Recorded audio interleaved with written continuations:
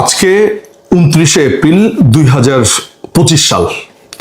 পদ্মা, মেঘনা, যমুনা, সিন্ধু নদ দিয়ে প্রচুর জল গড়িয়েছে।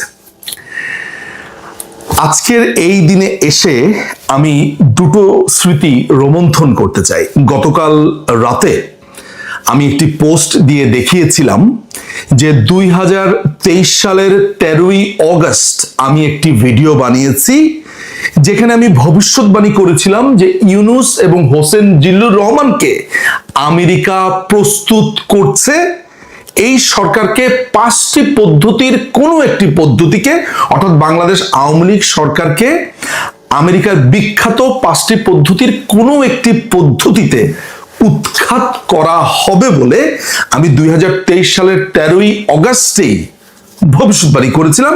নিশ্চয়ই অনেকেই সেটা আমার ফেসবুক বা ইউটিউব থেকে দেখেছেন। আজকে আমি আপনাদেরকে আরেকটা ভিডিও দেখাবো যেটা আমি আমার ফেসবুকে পোস্ট করেছিলাম 18 জানুয়ারি 2024 তারিখে।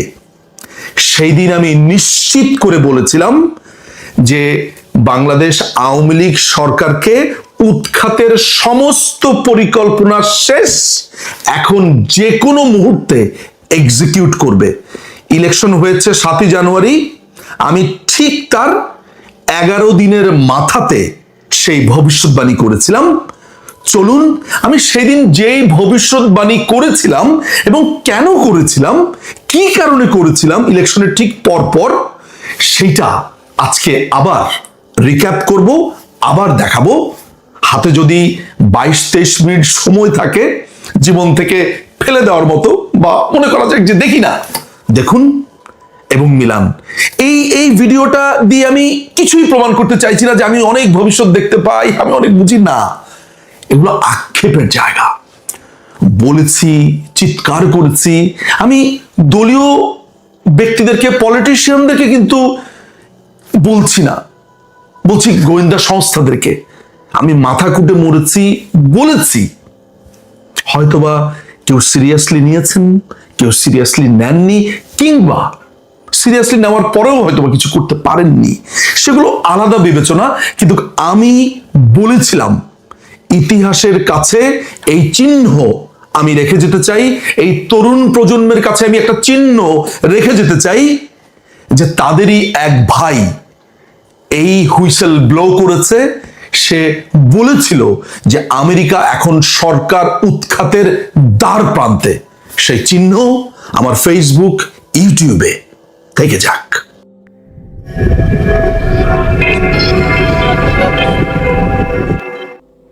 সতর্ক থাকার অনুরোধ রইল, চোখ কান খোলা রাখার অনুরোধ রইল।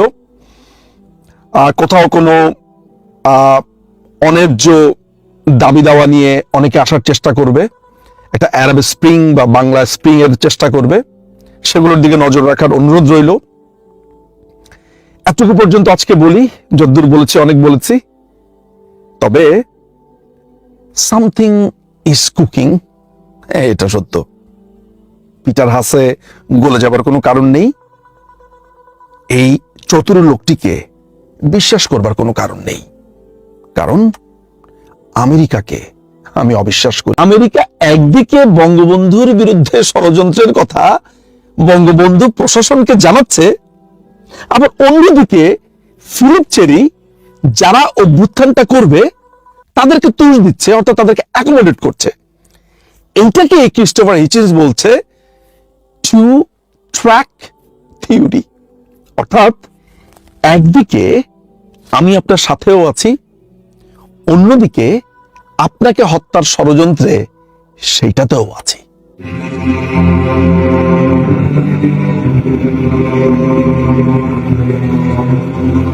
আমেরিকান রাষ্ট্রদূত যিনি বাংলাদেশে নিযুক্ত, জনাব পিটার ডি হাস, আমাদের মাননীয় পররাষ্ট্রমন্ত্রী জনাব হাসান মাহমুদের সাথে আজকে একটা সাক্ষাৎকার করেন, দেখা করেন।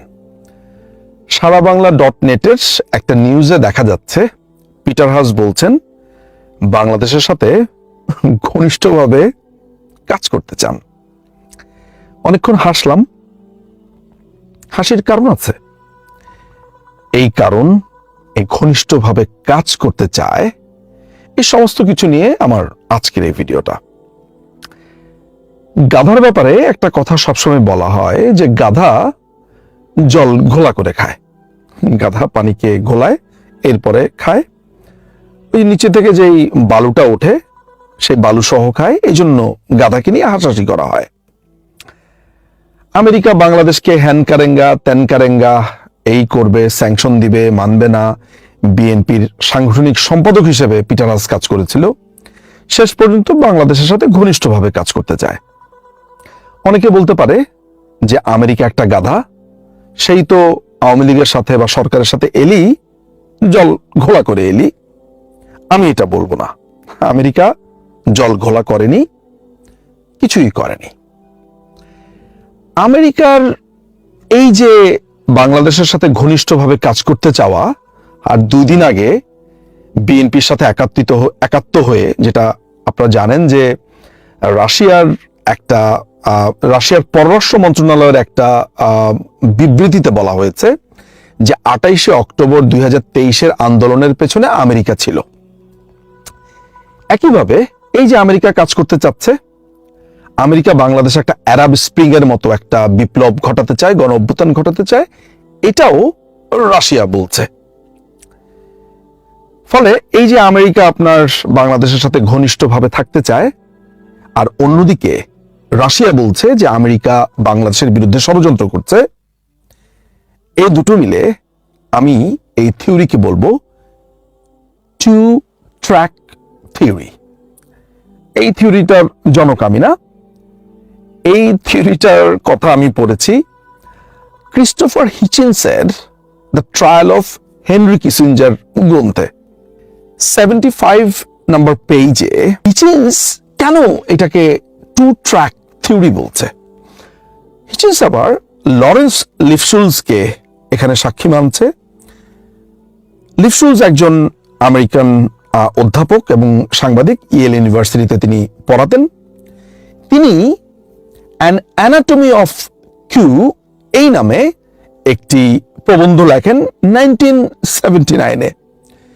এই 1979-এ লরেন্স লিফশুলস পরিষ্কারভাবে আমাদেরকে জানান যে আমেরিকা একদিকে সেই সময়, অর্থাৎ 1975-এর আগে, বাংলাদেশ সরকারের সাথেও যোগাযোগ রাখছিল, অন্যদিকে যারা বঙ্গবন্ধুকে হত্যা করবে তাদের সাথেও যোগাযোগ রাখছিল। সেই সময় বাংলাদেশে নিযুক্ত মার্কিন রাষ্ট্রদূত ছিলেন ইউজিন বোস্টার, অর্থাৎ 1975-এ যখন বঙ্গবন্ধুকে হত্যা করা হয় তখন। প্রশ্ন আসতে পারে, সেই সময় রাষ্ট্রদূত কি জানতেন যে বঙ্গবন্ধুকে হত্যা করা হবে? তথ্য বলছে, ইউজিন বোস্টার বলছে, আমি জানতাম না। কেন জানতেন না? এটা একটা ব্যাপার আছে। ওই একই সময়ে 1974-এর শেষ থেকে 1975-এ চার্চ অ্যান্ড কুক কমিশন নামে একটি কমিশন গঠন করা হয়েছিল আমেরিকাতে। তারা কি করছিল? আমেরিকা সারা পৃথিবীতে এই যে বদমাইশি করে বেড়াচ্ছিল, অর্থাৎ একে মারো, তাকে ধরো, অমুক প্রেসিডেন্টকে হত্যা করো, তমুক প্রেসিডেন্টকে হত্যা করো, যেমন চিলির আলেমদেকে হত্যা করেছিল, তখন সারা পৃথিবীতে বিভিন্ন রাষ্ট্রদূতরা, সিআই এজেন্টরা যেসব অকাম কুকাম করেছিল সেগুলোর বিরুদ্ধে একটা কমিশন গঠন করা হয়েছিল। এটাকে বলে চার্চ অ্যান্ড কুক কমিশন। তো এরকম একটা অবস্থাতেও আমেরিকা 1974-75-এ থেমে থাকেনি। ইউজিন বোস্টার, তৎকালীন রাষ্ট্রদূত, যদিও সাক্ষাৎকারে বলছে যে আমি বঙ্গবন্ধুকে হত্যা করার বা অভ্যুত্থানের ব্যাপারে কিছুই জানতাম না, একই কথা বলছে তৎকালীন যে সিআইএ এর স্টেশন চিফ ছিল এই অঞ্চলের, তার নাম হচ্ছে ফিলিপ চেরি। ফিলিপ চেরিও বলছে আমি কিছু জানতাম না। কিন্তু লরেন্স লিফশুলস তার ওই প্রবন্ধ, অর্থাৎ দ্য অ্যানাটমি অফ কুতে বলছে যে একজন ঊর্ধ্বতন মার্কিন কর্মকর্তা বলছে যে ফিলিপ চেরি জানতো না, ব্যাপারটা অমন না, জানতো। আর ফিলিপ চেরি যেই ঘটনা ঘটাচ্ছিল অভ্যুত্থানের, সেটা কি ইউজিন বোস্টার, অর্থাৎ তৎকালীন রাষ্ট্রদূত, জানতো। এই জানার ব্যাপারটা আমরা পাই লরেন্স লিফশুলসের গ্রন্থেও পাই, একইভাবে হিচিন্সের বক্তব্যেও পাই। কিন্তু এর থেকে পরিষ্কারভাবে আরেকটু আমরা জানতে পারি আরেকটা ঘটনা। এখন আপনারা বলতে পারেন যে দুজন অথরের কথার উপরে ভিত্তি করে কি আপনার এরকম একটা সিদ্ধান্তে আসা যায়? উত্তর হচ্ছে আসা যায়। কেন আসা যায়? ঠিক একই টাইপের ঘটনা চিলিতে হয়েছে, এর আগে কঙ্গোতে হয়েছে, ইন্দোনেশিয়াতে হয়েছে, আফ্রিকান কান্ট্রিজ গুলোতে হয়েছে। ওই উক্ত দেশের রাষ্ট্রদূত আর সিআইএ যে এজেন্টরা আছে তারা মিলে এই ধরনের সাবভার্সিভ অ্যাক্টিভিটিসে জড়িত ছিল। ওই যে আপনাদেরকে শুরুতে বলেছি চার্চ এন্ড কুক কমিশন এইসব তদন্ত করছিল, এতেও হতোদ্যম হয়নি। আমার ব্যক্তিগত ধারণা এগুলো সাধারণ পৃথিবীর মানুষকে দেখানোর জন্য যে দেখো আমরা কতটা স্বচ্ছ, সিআইএর লোকেরা যত আকাম কুকাম করেছে তাদের জন্য আমরা কমিশন গঠন করেছি, কিন্তু তাদের কাজ তারা ঠিকভাবে করে যাচ্ছিল। কারণ আমেরিকা এমন একটা রাষ্ট্র যে তারা সারা পৃথিবীকে দখল করতে চায়, পৃথিবীকে তারা নিয়ন্ত্রণ করতে চায়, ফলে তাদের সিআইএ এবং ওই দেশের রাষ্ট্রদূতের এসব কর্মকাণ্ড ছাড়া তো সম্ভব না। ফলে যতই লোক দেখানো কমিশন গঠন করা হোক না কেন এটা তারা করত। আমি যে প্রসঙ্গে ছিলাম যে আমি শুরু করেছিলাম পিটার হাসকে দিয়ে, কোথায় চলে এলাম ইউজিন বোস্টার, ফিলিপ চেরি। আমি যেটা দেখানোর চেষ্টা করেছি যে বঙ্গবন্ধুকে হত্যা করবার সময় ওই রাষ্ট্রদূত, সিআইএ এজেন্ট এবং অন্যান্য কর্মকর্তারা সবাই আসলে জানতো যে একদিকে তারা বঙ্গবন্ধু সরকারের সাথেও ছিল, অন্যদিকে তারা বঙ্গবন্ধুকে হত্যা করার মিশনেও ছিল। এই যে আমি বললাম যে বঙ্গবন্ধু সরকারের সাথেও ছিল, এটার সপক্ষে আমার প্রমাণ কি? এটার প্রমাণ আমি দিতে পারি। আপনাদেরকে একটা নথির সাথে আমি পরিচয় করিয়ে দিতে চাই। এই নথিটা উন্মুক্ত হয়েছে অ্যারাউন্ড 2007, অক্টোবর 11, 2007 এটা উন্মুক্ত করে দিয়েছে আমেরিকা। এটা হলো বঙ্গবন্ধুকে যেদিন হত্যা করা হয়েছে সেদিন খুব ভোর, অর্থাৎ ওরা বলছে সকাল 8টার স্টাফ মিটিং। আমি হেডিংটা বলছি, the secretaries 8 AM staff meeting Friday August 15, 1975। অর্থাৎ আমেরিকার সময় বলছে 8টা, নাকি বাংলাদেশের সময় 8টা যায় না, বাট আমি ধরেছি আমেরিকার সময় 8টা। সেইখানে কিসিঞ্জার বলছে, এই ডকুমেন্টটা আমার কাছে রাখা, এই ডকুমেন্টটাতে আমরা দেখতে পাচ্ছি যে কিসিঞ্জার বলছে যে আমরা কি মুজিবকে সাবধান করে দেইনি? মার্চে যে ষড়যন্ত্র হয়েছিল, মার্চে একটা ষড়যন্ত্র হয়েছিল, তবে আমরা মার্চে কি ষড়যন্ত্র হয়েছিল? বঙ্গবন্ধুকে হত্যা করার সময় মুশতাকের সাথে প্রথম মিটিংটা বলা হচ্ছে 23, 24, 25-এ যে মিটিংটা হয়েছিল, ওই যে চট্টগ্রাম বিভাগীয় যে সম্মেলন, তারপরে মুশতাকের বাসাতে যে মাহবুব আলম চাষি, তাহেরউদ্দিন ঠাকুর আর আর্মির অফিসাররা এসে যে প্রথম যোগাযোগটা করে বলে আমরা বিভিন্ন গ্রন্থে জানতে পারি, যেটা বঙ্গবন্ধু হত্যাকাণ্ডের তদন্তকারী কর্মকর্তা আব্দুল কাহার আখন্দ উনার জেরাতে উঠে এসেছে যে মার্চ মাসে মুশতাকের সাথে আর্মি অফিসাররা দেখা করে। এই ফার্স্ট মিটিংটার কথাই সিআইএ জানতো। এটা নিয়ে আরেকদিন একটা আলোচনা করা যাবে যে সিআইএ এটা কিভাবে জানতো। What ever it is, CIA এই যে মার্চ মাসে ষড়যন্ত্রটা হয়েছে, এই ষড়যন্ত্রের কথা বঙ্গবন্ধু সরকারকে জানায়। বঙ্গবন্ধু যথারীতি বলে যে আমার বাঙালি আমাকে হত্যা করতে পারবে না। আচ্ছা, বঙ্গবন্ধুকে যদি তারা মার্চ মাসে ষড়যন্ত্রের কথা জানায় এবং এই ডকুমেন্টসে কিসিঞ্জার বলছে আমরা কি মুজিবকে তার সম্ভাব্য খুনির নাম বলে দেইনি? উত্তরে তাদের কর্মকর্তারা বলেছে যে we were precise on it, আমরা খুব সংক্ষেপে বলেছিলাম, পুরোটা বলেনি। কিন্তু বঙ্গবন্ধু কিন্তু পুরোটাই উড়িয়ে দিয়েছিল। এছাড়া আরো গোয়েন্দা রিপোর্ট তার কাছে এসেছিল, তিনি এটা পাত্তা দেননি, ইতিহাস তাই বলে। কিন্তু আলোচনার বিষয় এটা না, আলোচনার বিষয় হচ্ছে আমেরিকা একদিকে বঙ্গবন্ধুর বিরুদ্ধে ষড়যন্ত্রের কথা বঙ্গবন্ধু প্রশাসনকে জানাচ্ছে, আবার অন্যদিকে ফিলিপ চেরি যারা অভ্যুত্থানটা করবে তাদেরকে তুষ দিচ্ছে, অর্থাৎ তাদেরকে অ্যাকোমোডেট করছে। এইটাকে ক্রিস্টোফার হিচেন্স বলছে টু ট্র্যাক থিওরি, অর্থাৎ একদিকে আমি আপনার সাথেও আছি, অন্যদিকে আপনাকে হত্যার ষড়যন্ত্রে সেইটাতেও আছি। এই যে এতগুলো কাহিনী বললাম, মূলত পিটার হাসের কথাটা বলতে গিয়ে, পিটার হাসের ব্যাপারটাও তাই, ঘনিষ্ঠভাবে বাংলাদেশের সাথে কাজ করতে চায়। অন্যদিকে বাংলাদেশের যেই অংশটা এই মুহূর্তে মাননীয় প্রধানমন্ত্রী শেখ হাসিনাকে হত্যা করতে চায় বা উৎখাত করতে চায়, আমি জানি না এই ধরনের কোনো প্ল্যান হচ্ছে কিনা।